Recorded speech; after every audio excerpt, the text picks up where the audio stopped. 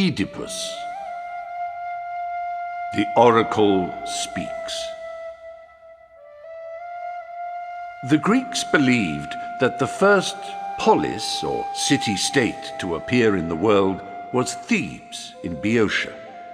The family of its founder hero, Cadmus, could claim amongst its members the only Olympian god with mortal blood in his veins.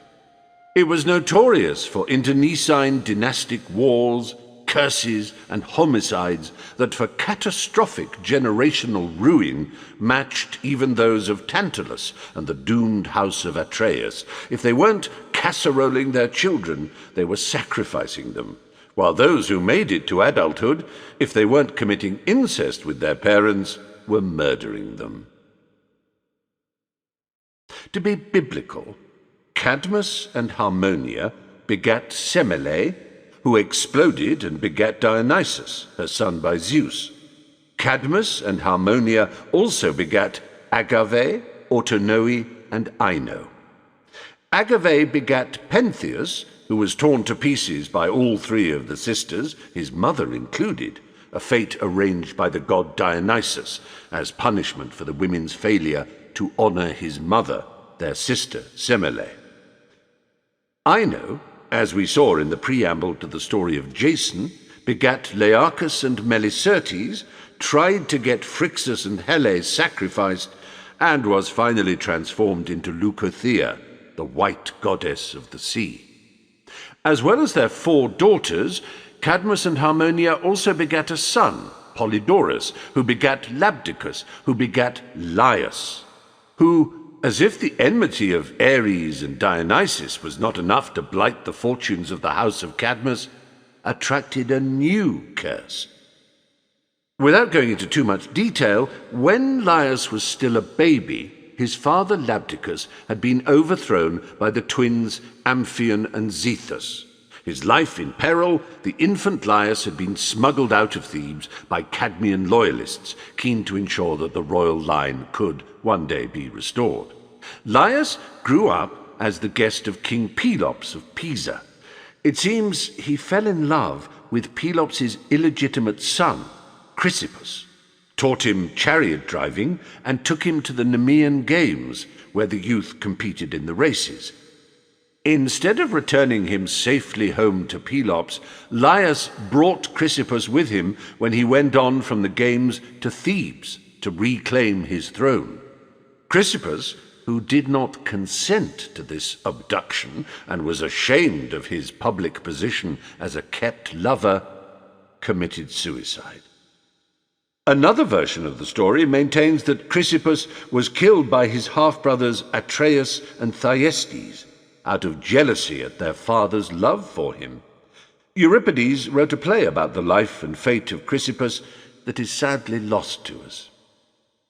Whether as a result of the curse, or slack sperm motility, or both, Laius, who had reclaimed the throne that was his birthright and married a Theban noblewoman called Jocasta, found that he was unable to father a child.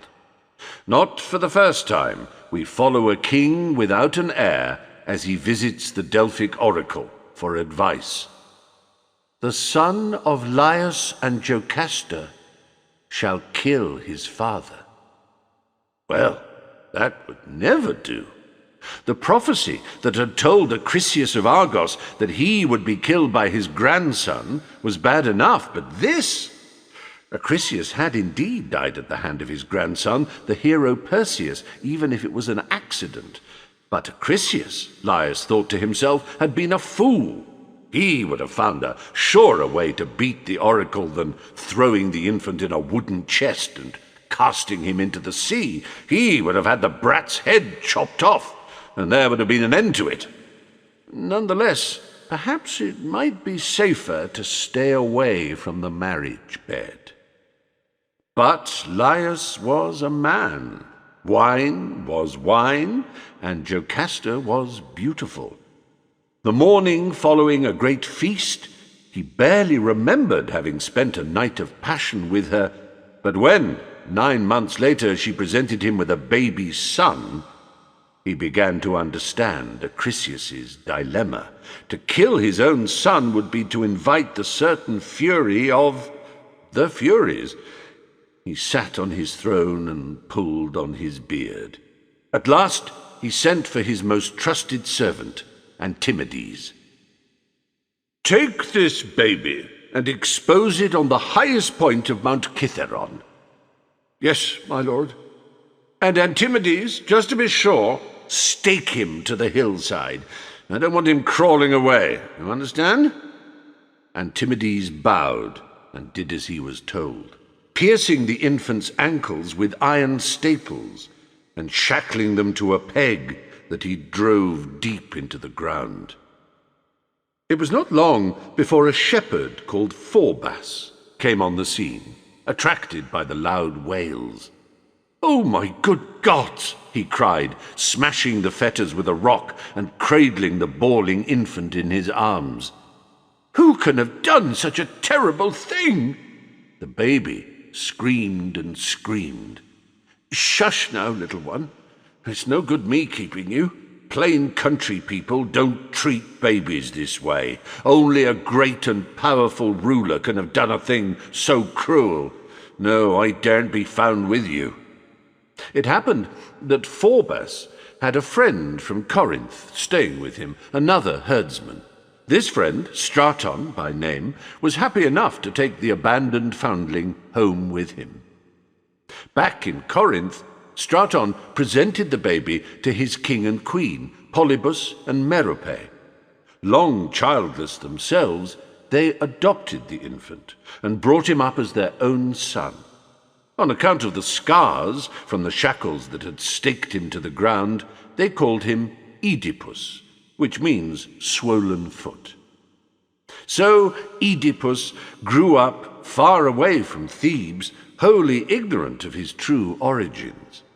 His life might have turned out like that of any attractive, intelligent, proud princeling, especially one so much indulged by loving parents, were it not for the spite of a drinking companion who had always been jealous of his popularity and casual air of superiority. One evening, the sight of beautiful young women queuing up for Oedipus's attentions maddened the young man past enduring. "They only go for you because they think you're a prince," he blurted out, deep in wine. "Well," said Oedipus with a smile, "I know it's unfair, but as it happens, I am a prince, and there isn't much I can do about it." "You may think you are," jeered the friend, "but you're not." "Excuse me?" "You're a peasant orphan bastard, nothing more." The others in the group tried to silence him, but the drink and malice had taken hold. Queen Merope was always infertile, everyone knows that. Barren as the Libyan desert. You were adopted, mate. You're no more a royal prince than I am. Less, probably. Ask your so-called parents how you got those scars on your feet. Other friends rushed to undo the damage. "Don't listen, Oedipus. He doesn't know what he's saying. You can see how drunk he is." But Oedipus read the fear in their eyes, plain enough. After a sleepless night, he went to the king and queen for reassurance. "Of course you're our son. What makes you think otherwise?" "The scars on my ankles? You were a breech birth. They had to pull you out of my womb with pincers." So outraged and indignant were Polybus and Merope that Oedipus believed them. Almost believed them. There was a certain way to settle the question once and for all. He made his way to the oracle at Delphi. He did not know what he expected in reply to the simple, bald question, "Who are my true parents?" But it was not the simple, bald answer he received. "Oedipus will kill his father and mate with his mother." That was all he could get out of the Pythian. As ever with oracles, all supplementary questions were met with silence. Oedipus left Delphi in a daze, striking out on a road that took him in the exact opposite direction from Corinth. He must never see Polybus and Merope again. The risk of harming Polybus through some accident was too great. And as for the second part of the prophecy, the idea made him feel physically sick. He was very fond of his mother, but in that way? One thing was certain: the greater the distance he put between himself and Corinth, the better. Where three roads meet. Oedipus was beginning to enjoy his wanderings. As a prince of Corinth, he had become accustomed to being escorted everywhere by stewards, pages, and bodyguards. He found life on the road as a free and unaccompanied traveller full of interest. He took pleasure in finding ways to make the small supply of coins in his purse go further. He slept in hedgerows, offered himself up in each village and town he came to as a gardener, schoolteacher, minstrel, baker's assistant, or whatever might be needed. He was good with his hands, fast on his feet, and matchlessly quick with his wits. Mental arithmetic, languages, accounting, the memorizing of long lines of poetry, they all came easily and quickly to his supremely agile brain. One afternoon, in the countryside outside the small town of Daulis, he found himself at a place where three roads met. While he stood debating with himself which one to take, an opulent chariot sped towards him. The old man driving stood up in his seat and tried to force him out of the way. "Move, peasant!" he shouted, and struck down with a whip. This was more than the proud Oedipus could bear. He snatched at the whip and pulled, jerking the old man out of the chariot. 4 armed men jumped down from the back and ran towards him, shouting. Oedipus wrested a sword from one, and in the fight that followed, killed 3. The 4th ran away. When Oedipus stooped to examine the old man, he discovered that he had fatally broken his neck in the fall. Oedipus covered the 4 corpses with earth and commended their spirits to the underworld. Uncoupling the horses from the chariot, he slapped their hindquarters and sent them skittering down the road. Once again he debated which way he should take. In his head he named the choices Road 1, Road 2, and Road 3, plucked a branch from an olive tree, and picked off the leaves one by one, counting as he did so. 1, 2, 3, 1, 2, 3, 1, 2, 3, 1, 2. So be it. I take Road 2. What might have happened had one more leaf, or one fewer, grown on that branch? We can never know. Matters of immense import may depend on such issues, but we can never do more than guess the outcomes of the roads we do not take. Oedipus walked cheerfully down Road 2, and that was that. His fate was sealed. The Riddle of the Sphinx. The province of Boeotia, through which Oedipus had been walking, was a land of pleasant fields, gentle valleys, and sparkling rivers. He found that the path he had chosen rose up towards a mountain pass. A voice called to him. "Wouldn't go that way if I were you." Oedipus turned to see an old man leaning on a stick. "No? Why not?" "That's Mount Phisium, is that?" "So? Haven't you heard tell of the Sphinx?" "No. What is a Sphinx?" "I'm a poor man." Oedipus sighed and dropped a coin into the man's outstretched palm. "Thank ye kindly, sir." The old man wheezed and crinkled his eyes. "Some say the Sphinx was sent by the Queen of Heaven herself as a punishment to King Laius. You've heard of him at least." Oedipus had always paid attention in the schoolroom. He had been obliged to commit to memory endless lists of dull provincial kings, princes, and tribal chiefs. Laius, king of Thebes, son of Labdacus, son of Polydorus, son of Cadmus. "You've got him! Great-grandson of the sower of the dragon's teeth himself, husband to Queen Jocasta, and a mighty powerful king and lord." "So why would Hera wish to punish him?" "Ah, well now, he raped Chrysippus of Pisa, so they say. The lad killed himself at any rate." "I heard the story, but surely that was ages ago." 20 years or more. But what's that to the gods?" "And so she sent this sphincter?" "Ha! You're a funny one. Sphinx, I said.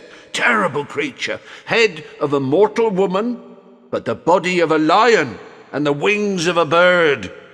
You don't want to mess with her. She stands at the top of the pass there, just where you was headed.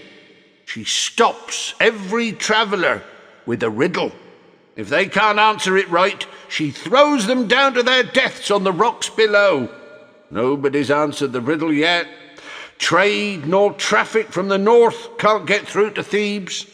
You want to go there, you'd best go all the way round the mountain to avoid her." "I'm good at riddles," said Oedipus. The old man shook his head. "See the buzzards circling in the air? They'll be picking the flesh from your broken bones. Or from the sphincters." "Sphinx, boy! That's a sphinx, and don't you forget it." Oedipus left him cackling, wheezing, and tutting, and walked on. It was true that he was good at riddles. He had invented a whole new style of word game in which you rearrange the letters of one word to make another. The Greek for that is anagram. He had stumbled across the idea as a child when told the story of Python, the great snake that Gaia, Mother Earth, had sent up to guard the Omphalos, the navel stone of Greece at Pytho, now called Delphi. Oedipus had excitedly pointed out to his mother that Typhon, another of Gaia's great monster sons, shared the same letters as Python. "And Hera is the same as her mother Rhea," he had cried. "Very good, dear, but it doesn't mean anything." And, of course, in Greek letters, Python and Typhon are not anagrams, but we'll pretend we don't know that. No, he supposed it didn't mean anything, but it was fun. Conundrums, puzzles, and codes continued to delight him and bore most other people. Now, the prospect of a life-or-death riddle appealed to his intellectual vanity. The mountain pass was narrowing as he ascended. The old man had been right about the buzzards. A full dozen wheeled above him, screeching in anticipation. "Halt!" He looked up and saw a winged figure crouching on a ledge above him. It leapt down and landed softly on the path in front of him, opening and closing its wings. A human face, the body of a lion, just as the old man had said. "Good morning, sir," said Oedipus. "Sir? Sir? Are you blind?" "Forgive me, hard to tell. I can't even be sure which is your face and which your arse." "Oh, I am going to enjoy watching you die," said the Sphinx, her lion's fur bristling. "You'll have quite a wait," said Oedipus. "I don't plan on doing that for years yet. Now, if you'll excuse me, I have to get through."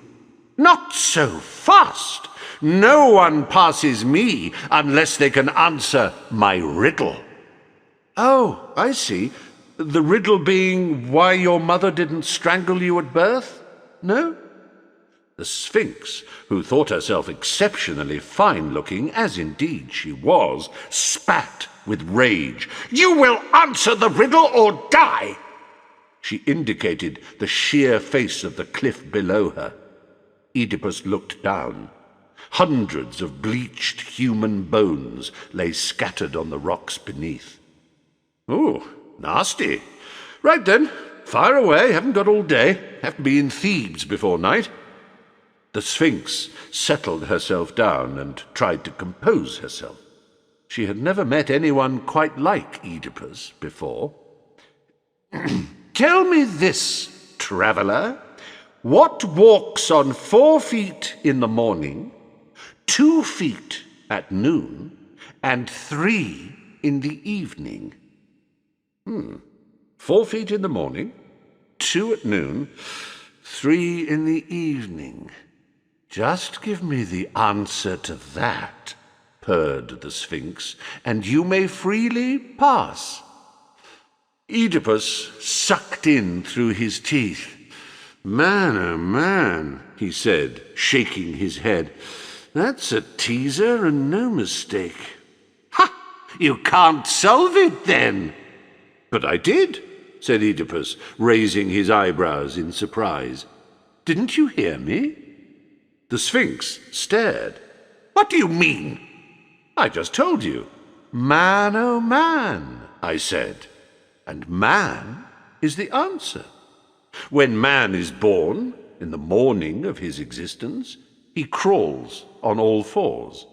In his prime, the noontime of his day, he goes upright on 2 legs. But in the evening of his life, he has a third, a stick, to help him on his way." But how? "It's called intelligence. Now, let me try one out on you. Let me see. What has the face of a hag, the body of a sow, the wings of a pigeon, and the brains of a pea? No?" The Sphinx reared up with a screech, and before she had time to open her wings, fell backwards off the cliff's edge, claws thrashing the air down onto the rocks below. With screams of delight, the buzzards swooped. Oedipus passed on and began to make his own more gentle descent from the mountain. The city of Thebes lay spread out in the valley below, threaded through by the waters of Lake Copais. As he went, he encountered shepherds, goatherds, and a body of soldiers who were all amazed to see someone coming down from the mountain pass. By the time he reached the gates of Thebes, the story of his defeat of the Sphinx had spread throughout the city. He was welcomed by an ecstatic populace, who carried him shoulder high to the palace and the presence of their ruler, Creon. "You have rid us of a quite terrible problem, young man," said Creon. "That creature not only choked off an important commercial route, her presence caused many to believe that Thebes lay under a curse. Other cities and kingdoms were refusing to trade with us. My sister, the Queen, wishes to thank you personally." Queen Jocasta welcomed the hero with a sweet smile. Oedipus smiled back. She was older than him by some years, but remarkably beautiful. "You are in mourning, Majesty," he said, bowing low and holding her hand for a little longer than many might have thought suitable. "My husband, the king," Jocasta replied. "He was ambushed and killed by a gang of robbers. My brother Creon has been ruling as regent ever since. My sincere condolences, madam." "What a very attractive woman," Oedipus thought to himself. "What a very attractive young man," Jocasta thought to herself. Long live the king! Oedipus stayed on in the royal palace of Thebes, an honored guest. He had quickly proved himself invaluable to Creon. His grasp of the intricacies of commerce, taxation, and governance astounded the older man. Jocasta, meanwhile, adored his company. They played games together, sang songs, and composed poetry. One afternoon, Oedipus approached Creon and asked if he might have a private word with him. "It's your sister, Jocasta," he said. "We've fallen in love. I know she's older than me, but my dear fellow—" Creon grasped him warmly by the hand. "Do you think I'm blind? I saw from the first that there was something between you. Eros shot from his bow the moment you met. I couldn't be happier. And, Oedipus, if you are to marry the queen, why, you must be crowned king. Sir, I wouldn't for a moment wish to usurp your—" "Usurp, poppycock! And no sirs, brother. A young king is just what the city needs. The people love you. You were sent by the gods. Who can doubt it?" And so, to widespread rejoicing, Oedipus married Jocasta and was crowned king of Thebes in a grand ceremony on the Cadmea. The Thebans loved Oedipus. Aside from the great victory over the Sphinx, his arrival seemed to have brought the city luck. In the opinion of Creon and the council of Theban elders, their new king was strikingly modern. Oedipus rarely conferred with priests. He was negligent in his attendance at the temples on all but the most important holy days. He was almost blasphemous in his casual approach to prayer and sacrifice, but he was remarkably energetic, efficient, and effective.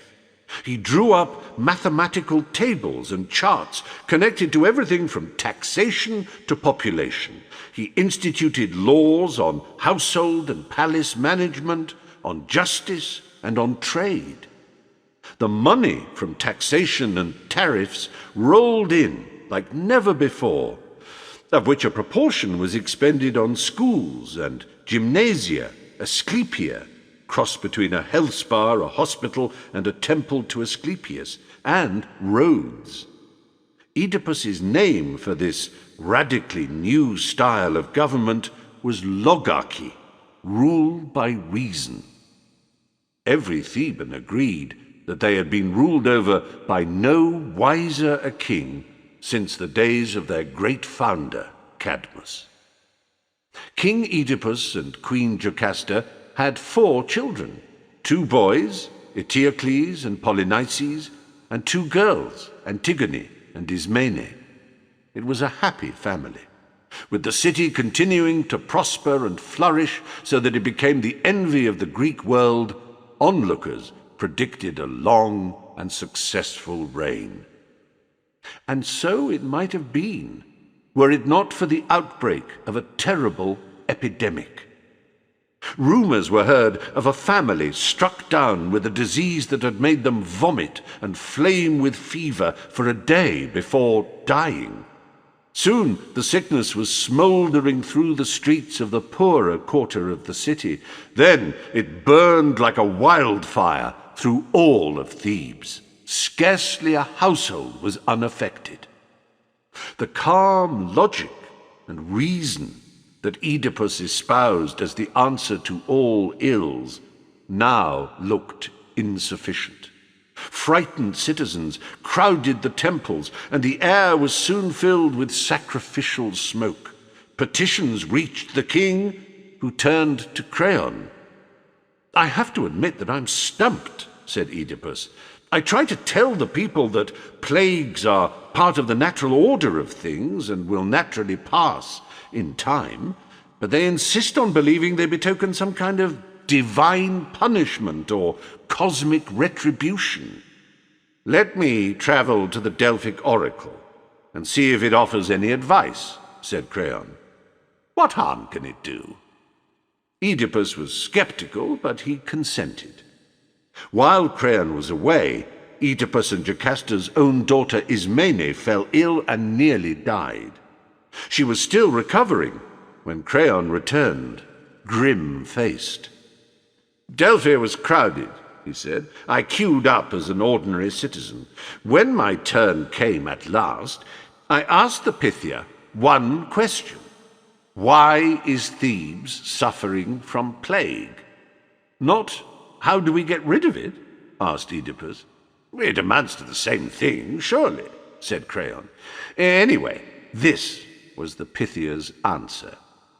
Thebes will be relieved when the murderer of King Laius is named and found. Jocasta gasped. But that's absurd. Laius was killed by a gang. Oedipus thought hard. If it was a gang, one of them must have dealt the fatal blow. The truth can always be uncovered if you go about it systematically. But let me first say this. Make it known that whoever dares house or protect the killer of Laius will be punished. As for the killer himself, my curse is on him. He will wish he had never been born. He will be identified, hunted down, and justice served on him without mercy. I'll see to it personally, so let it be proclaimed. Very good, said Creon. And there's always Tiresias. All the way home I was thinking, why on earth didn't we consult Tiresias? Surely he can't still be alive. Oedipus had heard of the great Theban seer. Everyone had. He must be ancient. He is not young, certainly, but he still has his wits. We can send for him. Messengers were dispatched to Tiresias. Oedipus was curious to meet the prophet who had undergone so much at the hands of the gods. As a young man, Tiresias had aroused the wrath of Hera, who turned him into a woman. He served in her temple as a priestess for 7 years before she restored him to male form. Then he had the misfortune to attract her ire again, and this time she struck him blind. Out of pity, Zeus gave him inner sight, the gift of prophecy. For generations his wisdom and prophetic powers had been at the service of the Theban royal house, but now he lived in secluded retirement. Tiresias was not pleased to be hauled to the palace in the middle of the night and summoned before a man a quarter of his age. The interview did not go well. Oedipus expected all the deference due to a king, and especially to the great ruler and sphinx-slayer who had transformed the fortunes of Thebes and its people.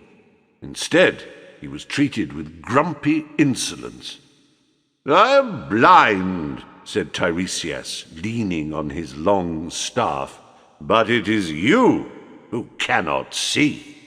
Or perhaps you refuse to see. Those who curse are most accursed.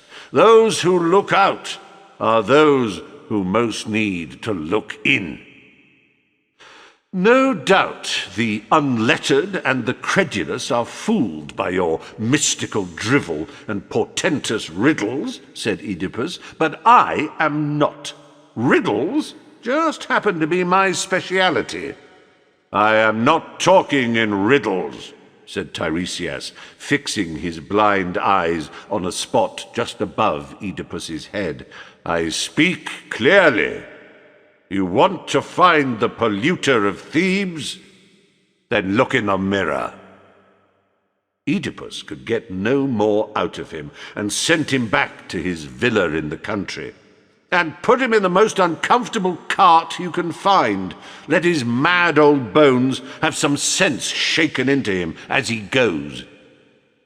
Damn such people, Oedipus said to Jocasta when he reported on the interview later.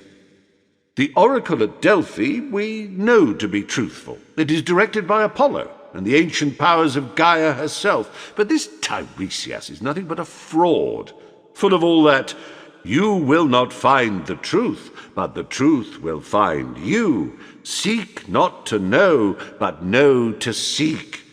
You don't make mistakes. Mistakes make you. Rubbish. Anyone can do it. You just turn sentences upside down and inside out. Horseshit. Meaningless. You must think I'm an idiot. Shh, said Jocasta. Take wine and calm yourself.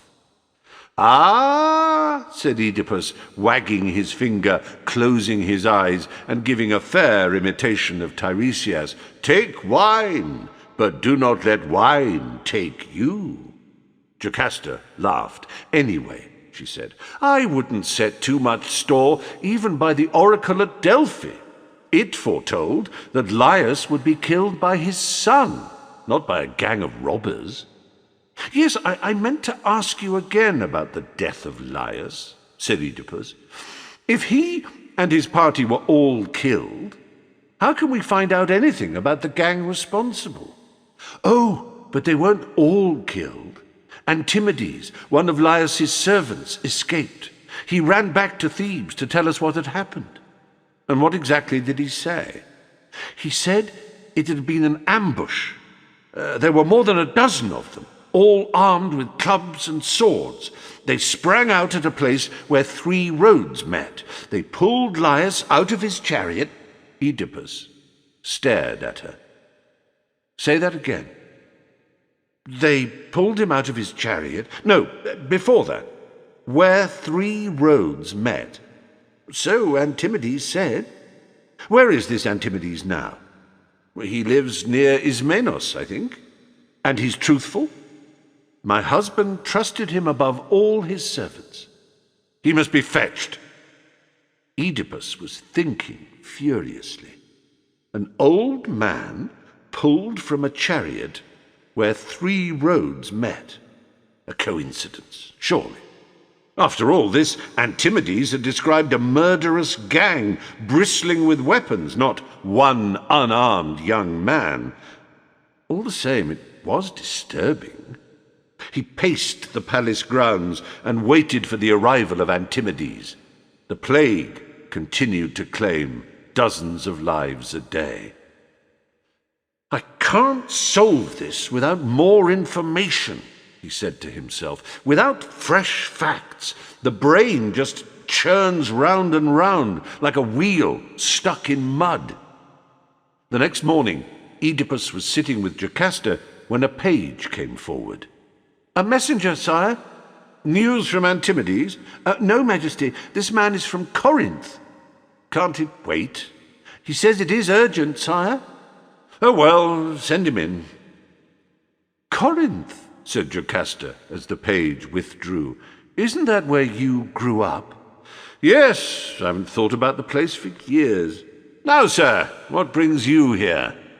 A weather-beaten and sunburnt old man had entered and was bowing low.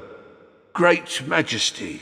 Yes, said Oedipus, peering at him with some surprise. "You look exhausted." "I came by foot, sire." "I don't know who chose you as a messenger, but it was unkind to send someone so past their prime of life on such a long journey. I hope you will stay with us and rest before returning." "You are considerate and kind, sire," said the messenger. "As for the journey, I myself begged to be the one chosen to come to you." "Oh?" "I wanted to look with my own eyes on the face of the famous King Oedipus." Oedipus, never impervious to flattery, smiled. "As the Queen will tell you, I'm just an ordinary man," he said. "Never that, my dear," said Jocasta. She smiled at the messenger. "Your news is urgent, we are told. Rest your legs and tell us." "I will stand, Majesty," said the messenger, declining the offered stool. "For the news I bear is heavy. Your father, sire, King Polybus." "What of him?" "His life's course is run." "Dead?" "It must come to us all, sire. His life was long and filled with blessings." "How did he die?" "In his bed, sire. Queen Merope held his hand as he breathed his last. He was well beyond his 80th year. It was his time." "Ha!" said Oedipus, clapping his hands. "So much for oracles. Don't look shocked," he added quickly. "I am filled with sorrow to hear of the death of my father. He was a fine man and a wise king." Jocasta pressed his hand and murmured her sympathy. "May I hope, Majesty," said the messenger, "that you will return to Corinth with me for the funeral ceremony, and that you will take up the throne. Queen Merope yearns for it." "How is my mother?" "Full of grief for the loss of her husband, and for the loss of her son, too, the young man who walked out one day and never returned." "I have written to her many times," said Oedipus, "but there are deep and secret reasons why I may never set foot in Corinth again." "The people long for you, Majesty."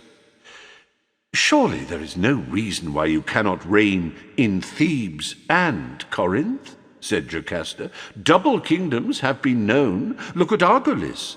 It would be a wonder and a glory for you to reign over two great cities."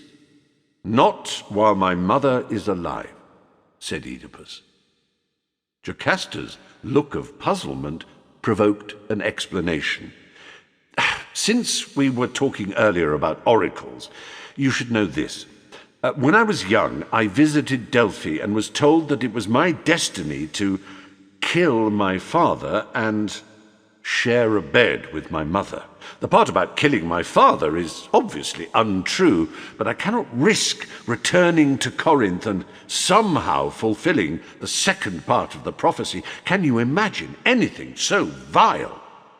But you are always telling me that reason is a greater guide to action than prophecy." I know, and reason tells me it's all nonsense.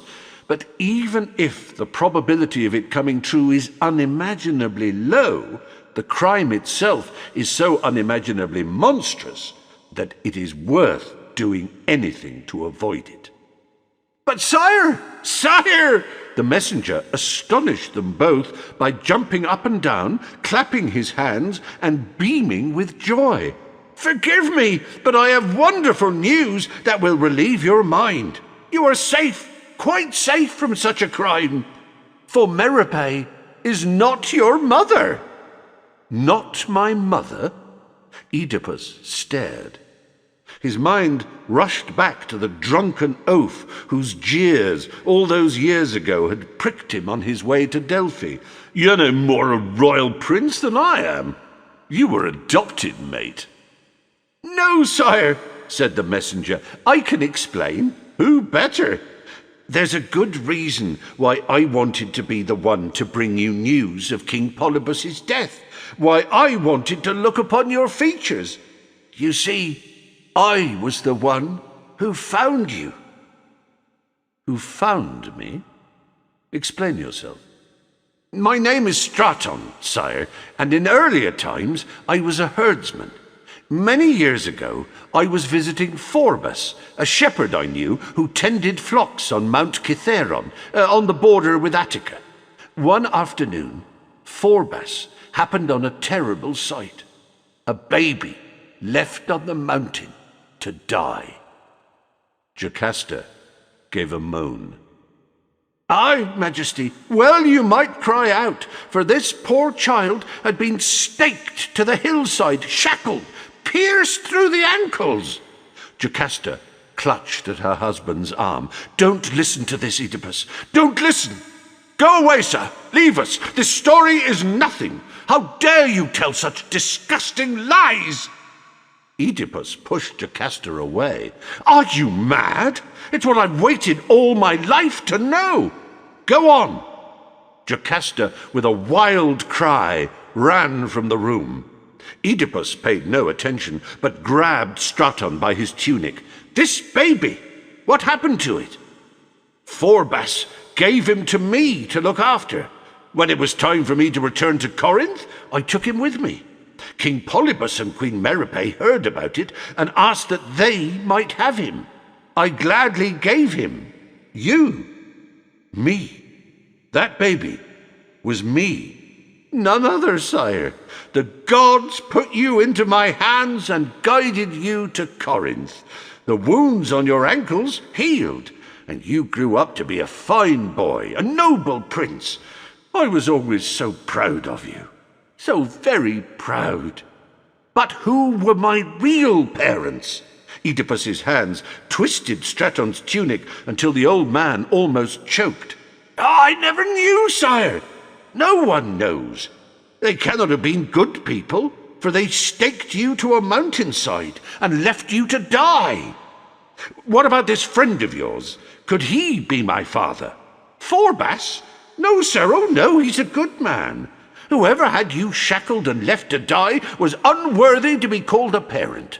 You deserved better, and the gods made sure you were given better. They led Phorbas to you, and Phorbas to me. Now, come back home to Corinth with me, my boy, and rule as our king." Oedipus let go of him. It was true that he could now safely return to Corinth. He need never have left. But he had to know who he was. Who had left him to die so cruel a death? Why had he been unwanted? Oedipus clapped his hands and summoned his page. "Take this fine old gentleman through to the kitchens and feed him well. Find him a chamber in which he can rest." He turned back to Straton. "I will send for you again when I have thought this whole thing through, sir." The page bowed. "And I was to tell you, sire, that Antimedes of Ismanos has arrived and awaits your pleasure." Damn! Oedipus wasn't sure he wanted to see Antimedes now. He was far more concerned with getting to the truth of his birth and abandonment on Mount Kithaeron.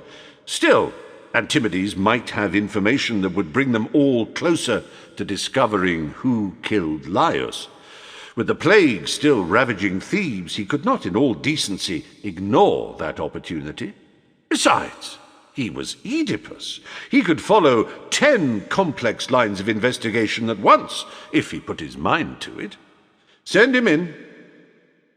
Why had Jocasta run off moaning like that? The image of a baby having its ankles pierced with iron staples must have upset her. Women feel things like that. Ah, well. "Ah, this must be Antimedes now," Oedipus said to himself. "Shifty-looking individual. Won't meet my eyes. He's afraid of something. Stand before me, Antimedes, and tell me the truth of what happened the day Laius was killed." "I've told it 100 times before," grumbled Antimedes, staring down at the floor. "There will be a report in your archives, won't there?" "Any more of that sulky manner, and I'll have you flogged for all your white hairs," snapped Oedipus. "I want to hear the story from you. Look me in the eye and tell me what happened. If you lie, I shall know, and the deaths of hundreds of Thebans will be upon your conscience." Antimedes stared. "How can that be?" "The oracle has told us that the disease scourging our people has been sent by the gods because the killer of Laius lives amongst us and pollutes our kingdom." "Well, that is indeed the truth of the matter," said Antimedes, gazing steadily at Oedipus. "The killer is here in Thebes." "He is?" Oedipus's eyes shone with excitement. "The killer of Laius is in this very room." "Ah." Oedipus became grave. "It is as well that you are honest. Tell me all truthfully, and it may be that your only punishment will be exile.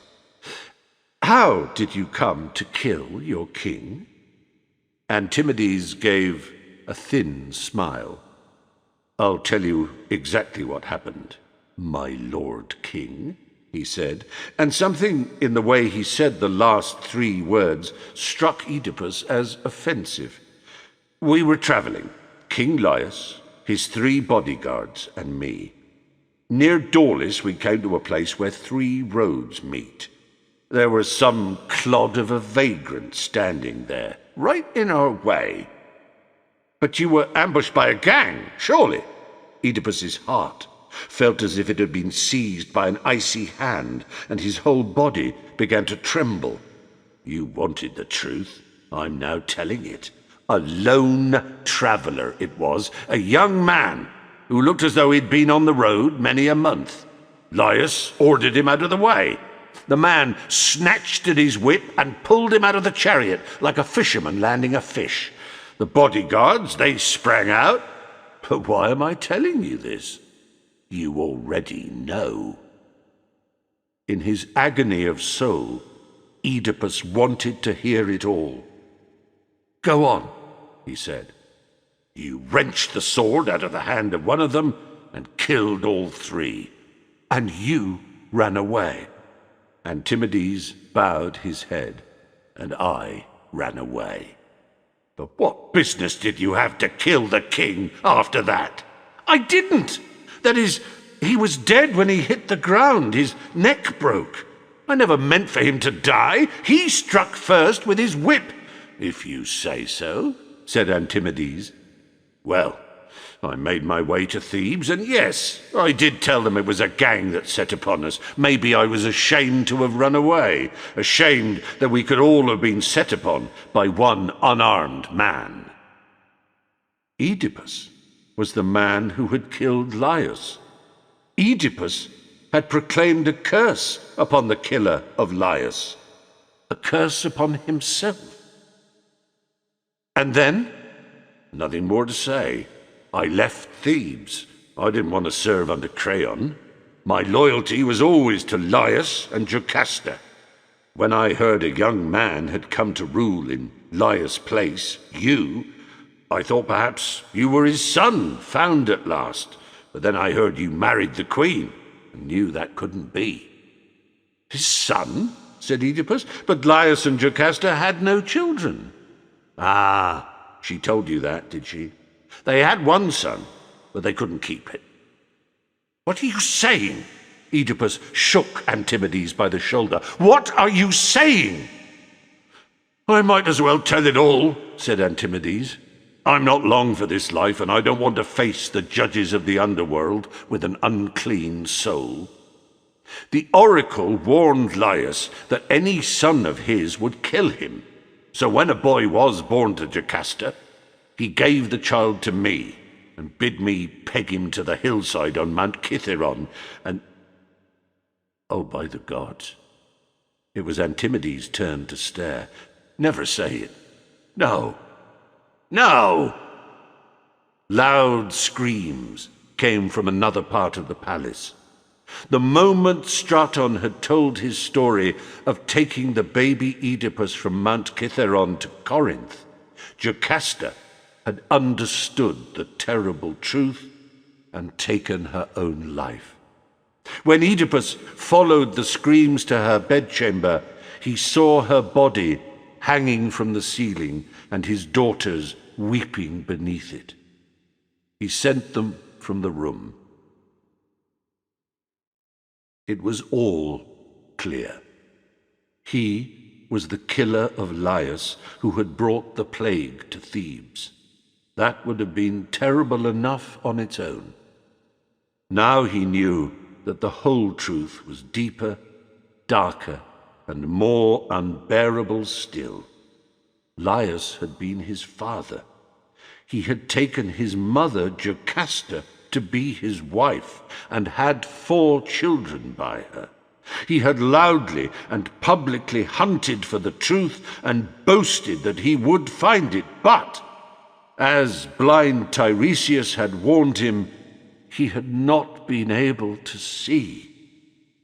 He was a pollutant, a contaminant. He was the disease. He wanted to kill himself, but how could he?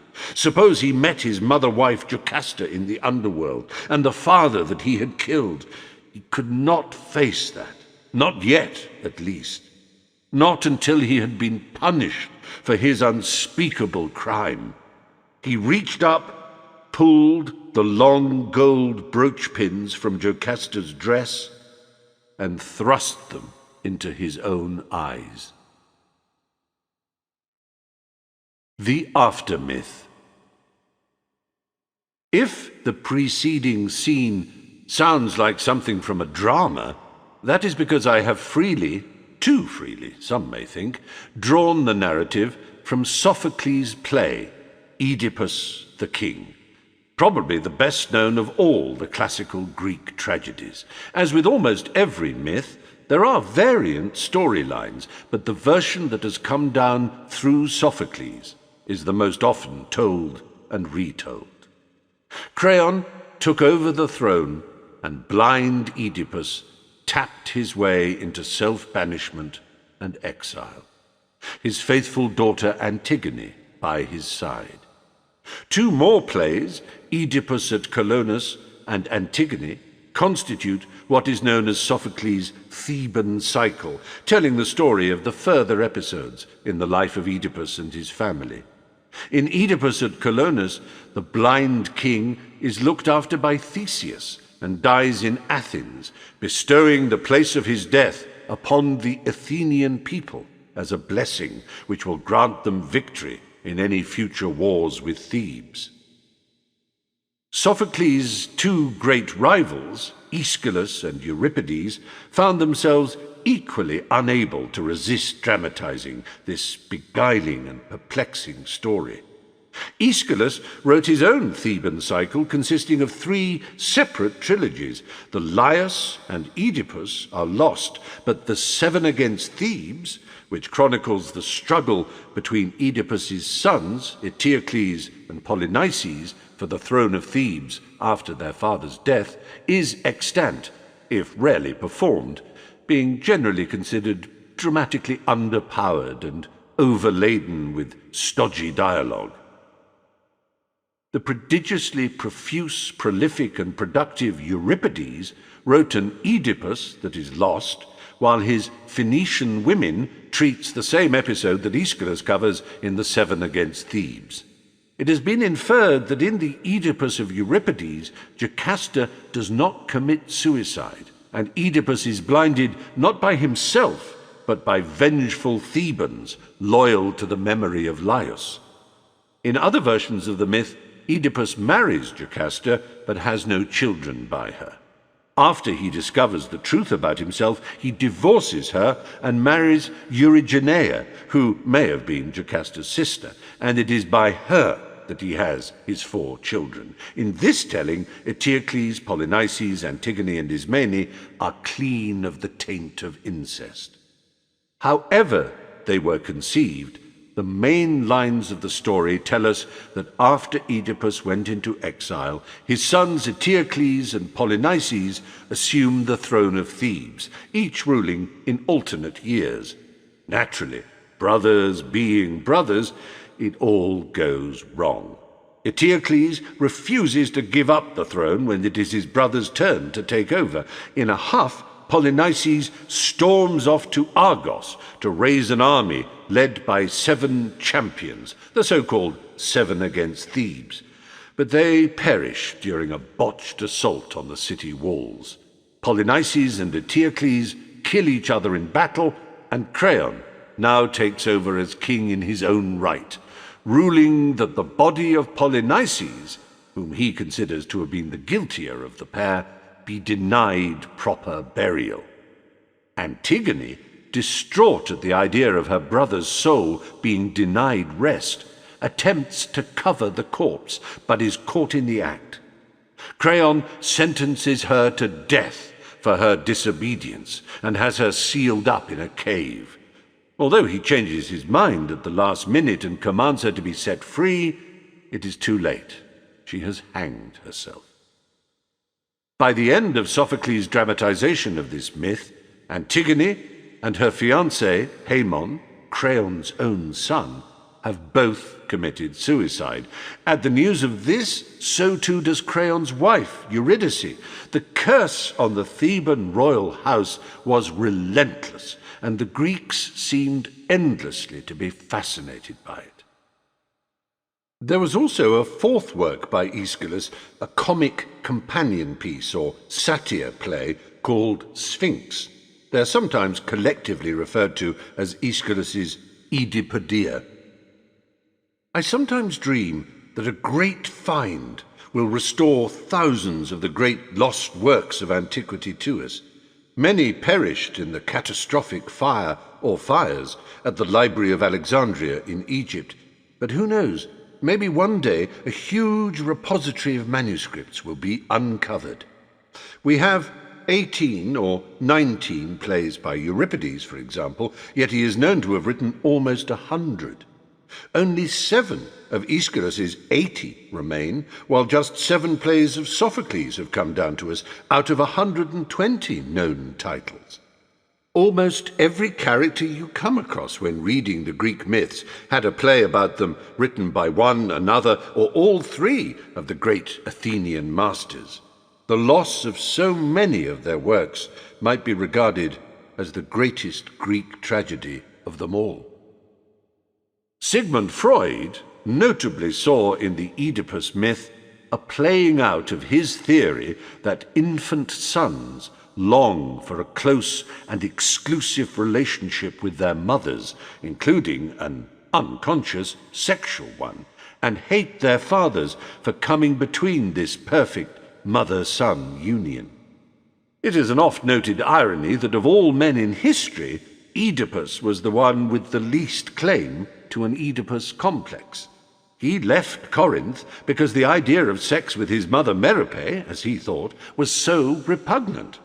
Not only was his attraction to Jocasta adult, and the incestuous element wholly unwitting, but it came after the killing of his father Laius, which itself was accidental and entirely unconnected to any infant sexual jealousy, none of which put Freud off his stride. Aside from the encounter with the Sphinx, there is little in Oedipus to connect him to the common run of Greek heroic figures. He strikes us today as a modern tragic hero and political animal. It is hard to picture him shaking hands with Heracles or joining the crew of the Argo. Many scholars and thinkers, most notably Friedrich Nietzsche in his book The Birth of Tragedy, have seen in Oedipus a character who works out on stage the tension in Athenians, and all of us, between the reasoning, mathematically literate citizen and the transgressive blood criminal, between the thinking and the instinctual being, between the superego and the id, between the Apollonian and the Dionysian impulses that contend within us. Oedipus is a detective who employs all the fields of inquiry of which the Athenians were so proud, logic, numbers, rhetoric, order, and discovery, only to reveal a truth that is disordered, shameful, transgressive, and bestial.